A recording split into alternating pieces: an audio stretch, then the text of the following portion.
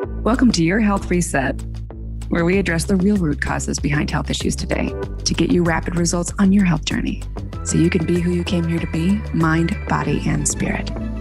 I'm your host, Sinclair, survivor of complex chronic illness, expert on resolving root causes, and co-founder of Detox Rejuvenation and Meditation RX. Let's get started.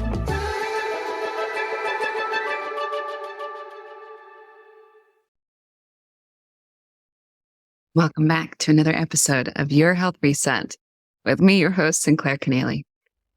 Today, we are going to talk about something that's very near and dear to my heart.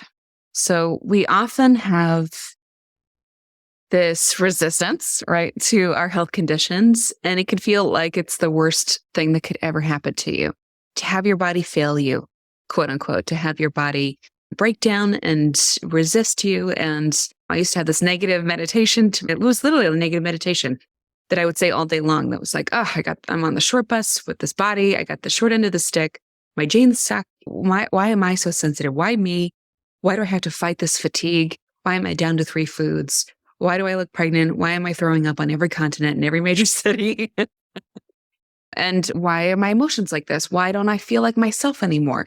And it just was this nonstop fighting and pushing back against what was happening to me. And I started thinking about this in a totally different way a few years ago, as I was finally on the other side of a lot of my symptoms. And I could really look back and see all the gifts that unfolded for me along the way as a result of becoming ill. And I don't think there was any other way for me personally to have created the experience of these gifts. And I have come to really believe that illness itself is an initiation. Illness is an initiation into the deeper self. And yeah, it is not for the faint of heart. It's a miracle that must be met with both courage and humility. And when you have resisted your own sacred path the way I did in favor of this paved road of expectations, I think your body knows that you're resisting your sacred path. And when you betray your own truth to stay in this false safety, it's almost like your biofield instantly tilts off kilter. The hinges and the wheels start to degrade. And every step away from your sacred path increases these internal alarms. And you ignore this at your peril, right? The more you resist, the more your soul insists. So your body's symptoms become this language of the soul, calling you back to your sacred path once more. Every aspect of your immune system is regulated by your nervous system, right? And even your fascia, right? That beautiful tensegrity that's really actually the structure of your entire body. It's not your bones. Your bones are floating. Your fascia is the part of your body, the whole system, that is like this light network that's sensing the world around you and transmuting that into signals and information. It's your intuition. It's your spidey sense. And it's informing the body, hey, I'm safe. Hey, I'm not safe. Hey, I'm on track. Hey, I'm not on track. I have this awareness about what I'm doing and where I am. You've got to listen to me, right? So we have so many layers built in to the body itself as your vessel for your eternal self, your home for your soul while you're here on this plane. I don't think about it like a temple because I don't want you to feel like this is a static thing that you're living in or that you have to be perfect in how you treat it. But it's more like this amazing alive vessel. It's like a biodynamic rainforest, right? All the signals and systems are self-regulating. And the reason why you're getting off kilter, there's a really good reason. If you're off your path, if you're off track and your alarm systems are going off internally and you're not listening, or life events are coming at you and you can only handle so much, whether you were a little one along the way in different stages of development, and your body said, okay, this is how much of this experience I can take in. I will now store away the rest until I have the capacity to become present to this. And that can happen when you're 2, it can happen when you're 10, it can happen when you're 52. If a life experience is too large for you to meet in the moment, you will store whatever part of it you do not have the capacity to process until you do.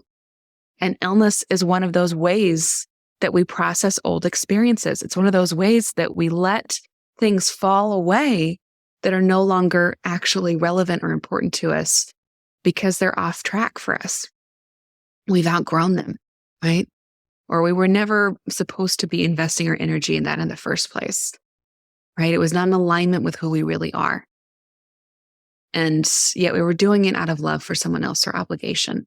We're going to talk about this in a segment next week called The Breakdown. This is one of the biggest opportunities of illness in this initiation into our deeper selves, where we're tempering our strengths, we're maturing, we're deepening, and things have to fall away because we no longer have the energy to play ball. We no longer have the energy for bullshit to play along. We have to reckon with and become present to only what is most important to who we really are. And yeah, there's some grieving along the way. There's a lot of frustration along the way. Yes, there are toxicants that we talk about on this show all the time that have their own frequencies, right? Lead, depression, hello. Mercury, mercurial, wild swings in emotion, aluminum, brain fog, right? Glyphosate, it was like a recipe for confusion and anxiety and overwhelm because it's breaking your internal boundaries everywhere. So you become like a leaky sieve. You become too absorptive, right? And all your exquisite rules about what's allowed in and what's not allowed in are no longer respected when glyphosate's in the system.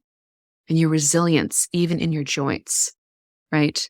That beautiful bounce that you're supposed to have becomes brittle because glyphosate gets used instead of glycine. So yes, of course, there are these root causes, these environmental toxicant exposures that are playing a role in your felt experience. And at an even deeper level, I believe that your illness is serving you. I believe that your illness is serving you because what comes out of the healing process is so fucking magnificent.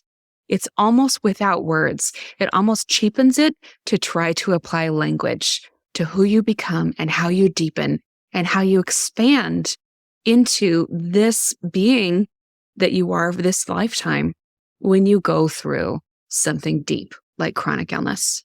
Because no one can do it with you. You have to walk this path alone. No matter how much someone is holding the space for you, no matter how much they love you, no matter how amazing your practitioners and your guides are, you must walk this path. It is your fire walk. So you must access internal resources that you would never have known that you had otherwise. Your own depth, your own self-trust, you must reclaim that. If you lost access to that somewhere along the way, it's time to find it again. Your own courage, your own awareness of your heart center, your own connection to this planet. You have to root down deep from your root chakra into the earth. Gravity's not dragging you down, I promise you. It is holding you in a tender embrace to this planet so that you stay in one moment at a time. And then you try to ruin it by going backwards, being anxious about what happened, right? Being caught in a trauma loop, or trying to anticipate what's happening in the future. Gravity's here to help. Your body's here to help, rooting you in the now, where all the magic is anyway. This is why illness is an initiation. And we have lost so many rites of passage in our culture, right? In most cultures today, we're losing rites of passage faster than we're recreating them. And we must go through rites of passage and challenges in order to deepen and to really show up as who we are. For so many of my clients that are men, it's almost like watching them become men for the first time as they heal themselves because they lost those rites of passage where they got held by the community as they stepped into manhood. Same thing for women, stepping into your womanhood, expanding into your body, expanding into the capacity to create and bring life forward, right? Whether it's a creation or a being, doesn't matter. These principles of creation, of being, are very difficult to access if you don't show up completely in the now. And illness requires you to do that. It requires you to stop fucking around, stop trying to please others, and actually be who you really are because you have no energy for anything else. And it's okay that there's grief and frustration and release along the way. It's part of the process, right? You don't want to suppress a fever. It's the body's strategy for bringing something to a head and flushing it out. A virus is a tool, if you believe in viruses, to bring something to a head and flush it out, right? The body's here to support you. It's absolutely brilliant. Just because you can't see the gifts right now doesn't mean they're not there. Listen to this as often as you need it. I hope that you share it with someone who needs it today. I wish someone had told me this instead of pushing me to look for the lesson so that I could get back to playing along with normal life like everybody else. Oh, what's the lesson? Oh, issues with the knees, not moving forward, hips, not moving forward, inflexible with the neck, whatever it is that we have distilled these down into yucky punchlines in the new age healing paradigm. We need to take a step back and allow for miracles once more. We won't know in the moment just how magnificent an experience is, like illness, until you're on the other side of it and go, oh, wow, amazing. All these things came together for me in just this way to serve me in all of my deepest desires, my expression of who I really am, my awareness of what's most important to me came through this time of illness, right? Yes, things fell away along the way. That part sucked. That was hard. And that's also how I learned how strong I really am, how courageous I really am, how loving I really am. It's how I knew to value every sweet moment, how I knew to value peace, how I knew how to show up as a leader, right? How to unhook from the propaganda and the busyness, to no longer accept someone else's agenda for me. I had to reclaim my own internal guidance system, and illness served me in that way. I guarantee you will look back and say some version of this to yourself. It will be your own version. It will be your own set of gifts, your own set of miracles. So hang in there along the way. This is an initiation, make no mistake. They are not easy, but by definition, they're temporary. So there is another side to this. As you work on your root causes, just make room for miracles, okay? We are loving you so much.